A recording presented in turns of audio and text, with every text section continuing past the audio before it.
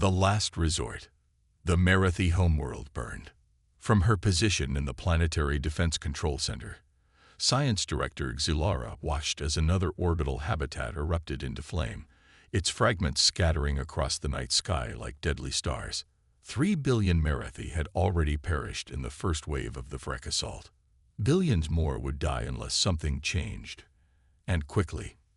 The Assembly has responded to our emergency petition, announced First Speaker Taylor, his usual melodious voice now flat with despair. The gathered Marathi commanders turned toward him, their luminous eyes briefly kindling with hope. And, prompted Xilara, Taylor's secondary membranes closed over his eyes in the Marathi expression of profound sorrow. They have declined to intervene. They cite the neutrality doctrine. A ripple of despair swept through the command center.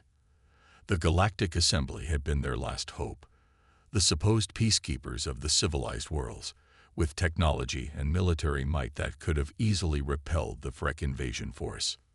While our people die, they debate, hissed Defense Commander Norrell, his chromatophores flashing angry red patterns across his facial ridges. This is the third species the Assembly has abandoned to the Vrek in as many cycles. Xiara's digits tapped rapidly on her console. As the foremost synod historian on Marath, she had spent decades studying the civilizations beyond their stellar neighborhood, particularly those species the Assembly had deemed too volatile for full membership. One such species had caught her attention years ago, though her research had been discouraged by Assembly advisors. There might be another option, she said quietly. All eyes turned to her. The humans. The command center fell silent. Even mentioning them was considered distasteful in polite Marathi society. Humans were one of the few spacefaring species that the Assembly had actively quarantined rather than incorporated. The war creatures. Taylor's voice was incredulous. The ones the Assembly confined to their home system a century ago. The same, Xilara confirmed. And they weren't quarantined because they were aggressors.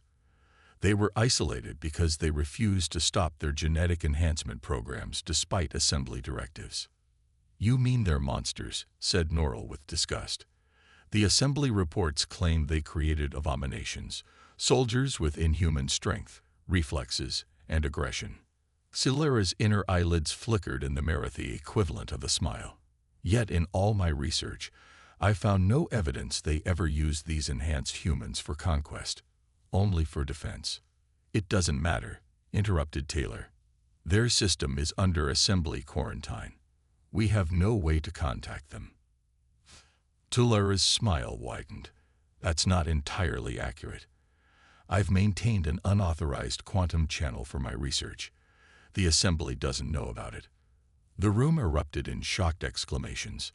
Maintaining forbidden communications was a serious violation of Assembly protocols. You would risk Assembly sanctions, demanded Taylor. Xilara gestured toward the viewscreen showing their burning world. What exactly are we preserving by following Assembly rules now? Our compliance, our good standing, will be extinct within a month. After a tense debate, the Marathi leadership gave their reluctant approval. Xilara activated her hidden communication array, sending a message directly to Earth. A desperate plea for the assistance of the very beings the civilized galaxy had rejected. 3 days passed. The Vrek pushed closer to the Marathi capital. Defensive lines crumbled. Hope faded. Then, without warning, an unidentified ship appeared at the edge of the system. It was unlike any vessel Xilara had ever seen. Angular, utilitarian, and bristling with weapons systems that made even Vrek battlecruisers look primitive. We've received a transmission, reported the communications officer, his voice trembling. Audio only.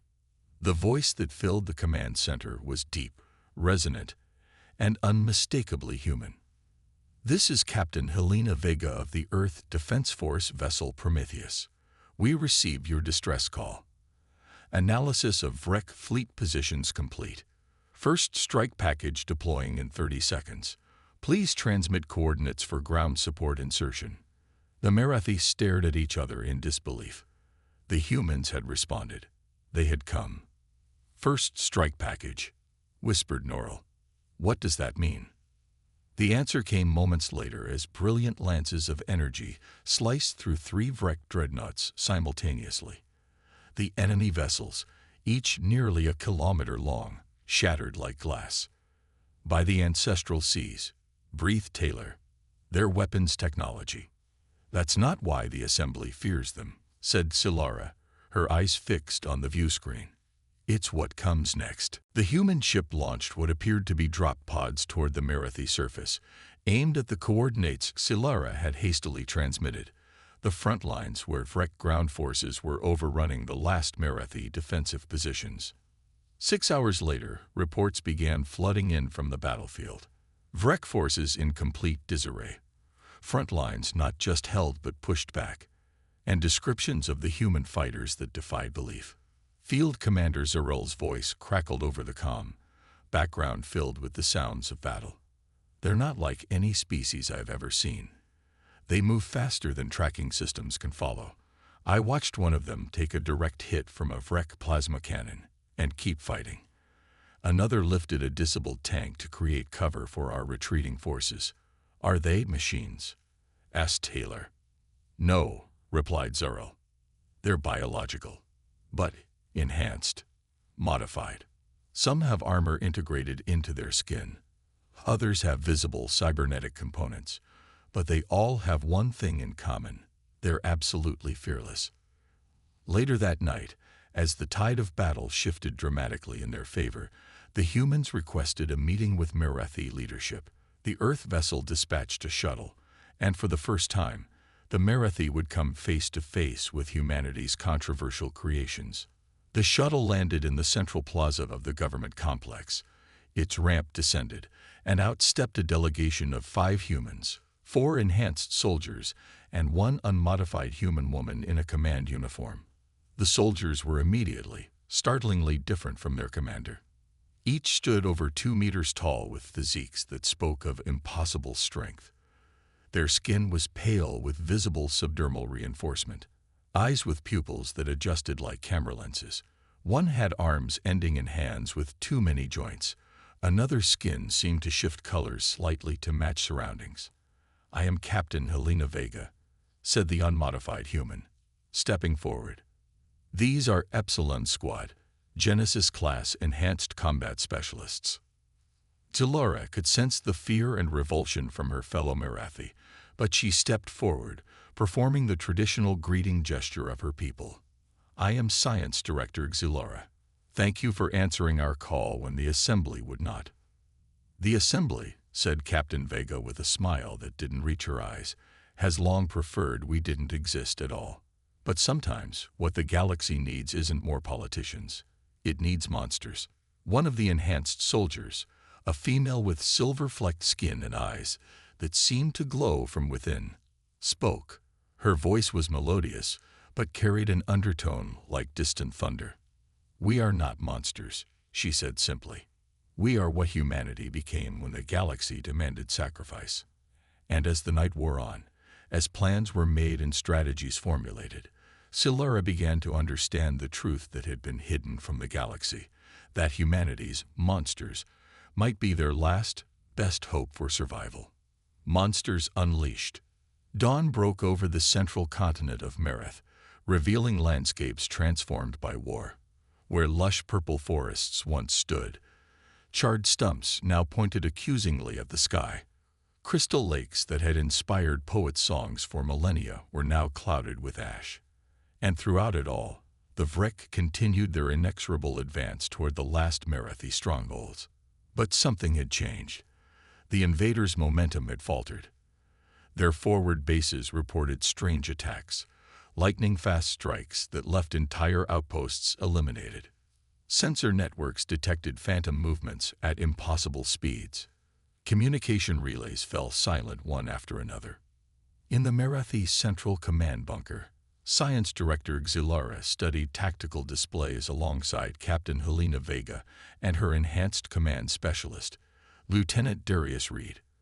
Reed's modifications were more subtle than the frontline Genesis soldiers, neural enhancements rather than physical augmentations, but his eyes moved with inhuman speed as he processed battlefield data. Your Genesis squads have eliminated 23 forward Vrek positions in the last 12 hours, Silara observed with poorly concealed awe. Reed nodded. The Vrek have never encountered our kind. Their tactics are designed to overwhelm conventional forces through superior numbers and firepower. They don't know how to fight enemies who can move faster than their targeting systems. How many of you are there? Asked first speaker Teller, who had overcome his initial discomfort enough to join the planning sessions. On this deployment, 84 Genesis-class operatives, supported by 200 conventional troops, Captain Vega replied. Earth doesn't maintain a large standing military. We don't need to, because each of your enhanced humans is equivalent to a battalion, completed Defense Commander Norrell, who had witnessed a Genesis soldier tear through a Vrek armored vehicle with her bare hands. Something like that, Vega said with a thin smile. A communication officer burst into the command center, his chromatophores pulsing with alarm patterns. First speaker, we've received a transmission from the Galactic Assembly. All eyes turned to the main view screen as the aristocratic features of High Counselor Elzin of the Assembly appeared. Her silver-scaled face was set in an expression of diplomatic concern that didn't reach her eyes. Peoples of Merith, she began. It has come to the Assembly's attention that you have violated quarantine protocols by contacting the Earth Defense Force. This represents a severe breach of Assembly directives. Teller stepped forward. High Counselor, with all respect, we faced extinction. The Assembly denied our request for intervention against the Vrek.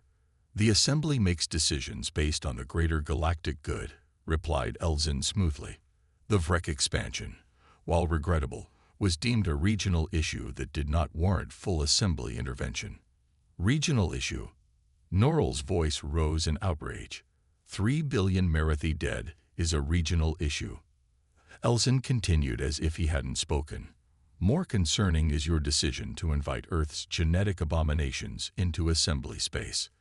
These creatures represent a dangerous contamination of the established evolutionary order.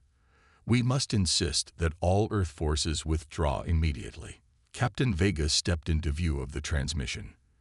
This is Captain Vega of the EDF Prometheus. The Merathi issued a legitimate distress call under Article 7 of the Common Defense Treaty.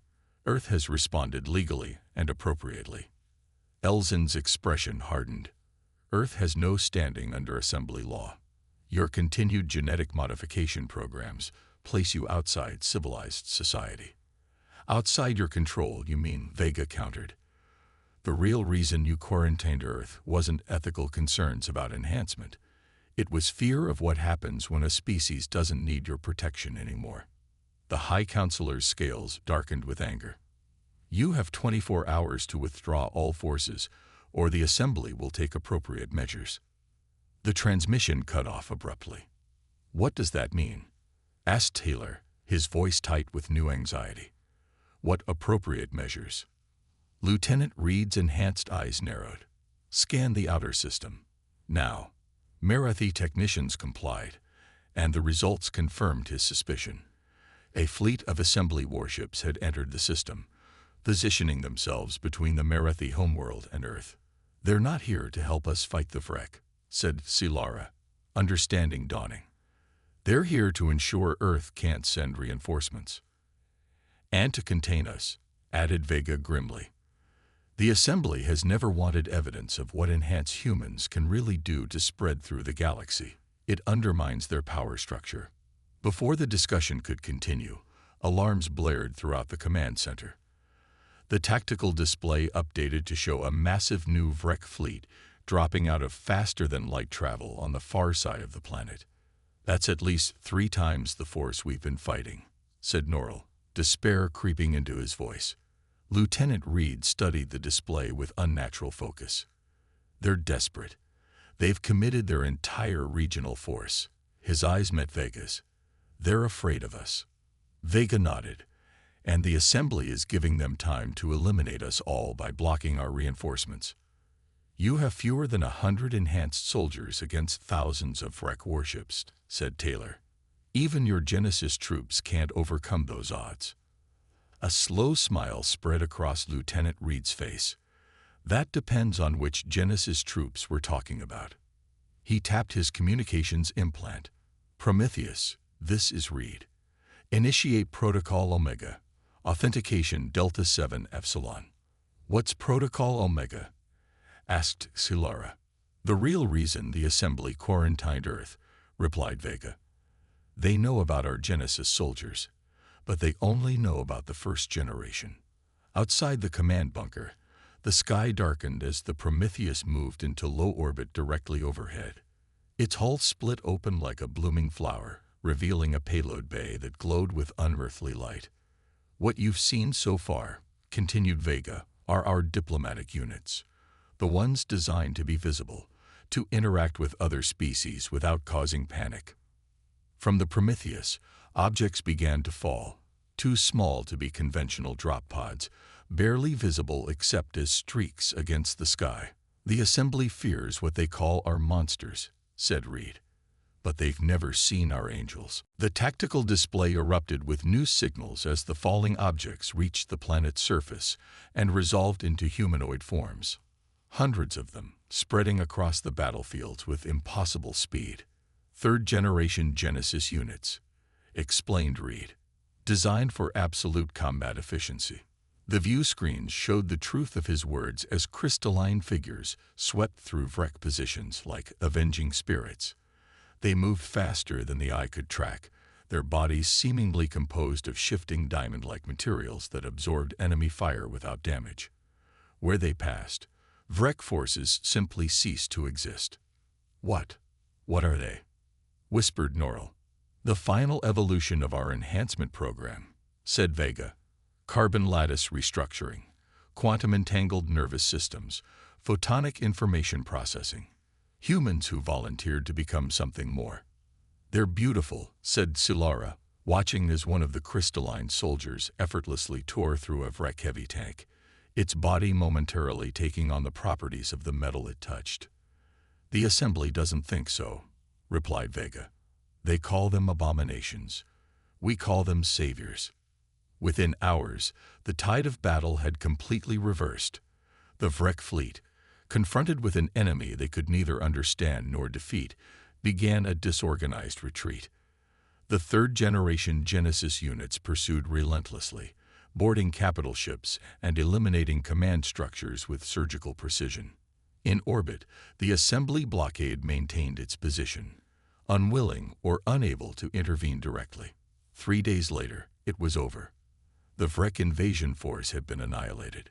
The Marathi homeworld, while scared and wounded, would survive. And in the central plaza of what remained of the capital city, representatives of both species met to discuss the future. Captain Vega and Lieutenant Reed stood alongside the third-generation Genesis commander, a being named Cassandra whose crystalline form shifted constantly, reflecting the light in hypnotic patterns. Across from them, Silara, Taylor, and Norrell represented the Marathi. The Assembly has demanded we withdraw immediately, said Vega. They're threatening sanctions against Marath if you continue to harbor dangerous genetic anomalies. Teller's chromatophores flashed with determination. Let them threaten. The Marathi will not forget who stood with us when extinction loomed, and who abandoned us. There will be consequences, warned Reed. The Assembly controls trade routes, technology exchange, diplomatic recognition, and yet they do not control your world nor ours, said Silara. Perhaps it's time more species learned that truth. Cassandra, the crystalline Genesis soldier, spoke for the first time. Her voice had an otherworldly quality, like wind through crystal. The Assembly fears us because we represent choice. The choice humanity made to determine its own evolution, rather than accepting limitations imposed by others. They called you monsters, said Norrell. But their civilized facade hid the real monsters, those who would watch billions die rather than risk changing the status quo. We were created to protect humanity from extinction, said Cassandra. That purpose remains unchanged. If that protection can extend to allies who see beyond our appearance to our intention, then perhaps the Assembly's greatest fear will be realized. Which is? Asked Taylor. Captain Vega smiled. A galaxy where species choose cooperation over control. Where evolution isn't constrained by politics. Where humanity's monsters and other species stand together as equals. As the sun set over the battered but enduring Merethi capital, a new alliance was formed, one that would soon shake the foundations of the Assembly's careful order. For the beings the galaxy had rejected as monsters had proven to be its most dedicated guardians, and the truth of that contradiction would echo across the stars for generations to come.